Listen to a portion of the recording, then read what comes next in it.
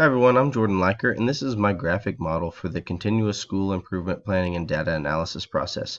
This process starts in the analyzing steps where we are gathering and organizing data and reviewing that data in collaborative groups, and then it moves into the planning stages where we are determining trends, setting some performance targets, and then some action planning where we are trying to identify some root causes, some solutions and action steps to where we can implement some strategies, interventions.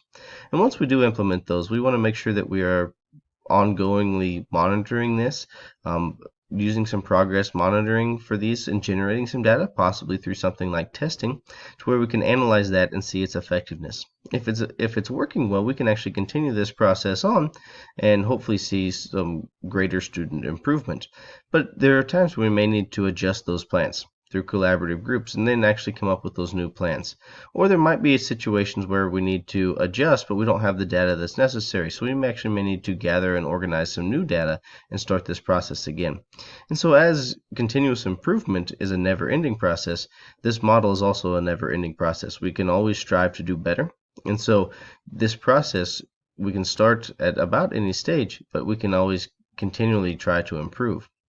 In creating a graphic model or graphic organizer for teachers to use, I wanted to have a model that kind of kept two things in mind. So one, I wanted to make sure that it was kind of broken down into manageable steps, as the data analysis process can be a little overwhelming for some teachers. So I wanted to break it down into manageable steps where we could get greater participation from all teachers. Secondly, I wanted to make sure that it could be kind of universally used and across grade levels or content areas.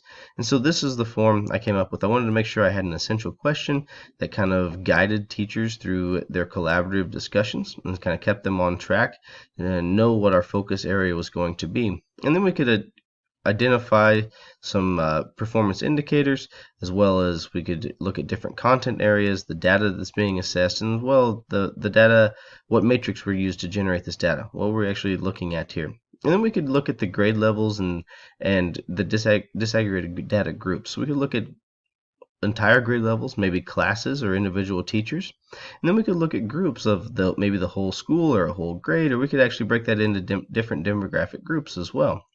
And we want to identify those trends that are visible there, areas that we need to improve, and then the amount of time that we have data. How much data do we actually have over this? And I wanted teachers to think about the possible reasons for the amount of change, or maybe there's a lack of change, as well as then some of the strategies that could be implemented to improve student performance. But I also wanted to have some accountability measures in there. So I wanted to make sure teachers thought about the strategy that they're trying to implement. How is that actually best for students? As that's why we're all here to begin with, is to educate those students and hopefully prepare them for their future success. But then as well, how does the strategy lead to the continuous improvement and reaching the goals of the school and the district? As those goals are there to help students, how are our plans going to help those students, not just help the teachers?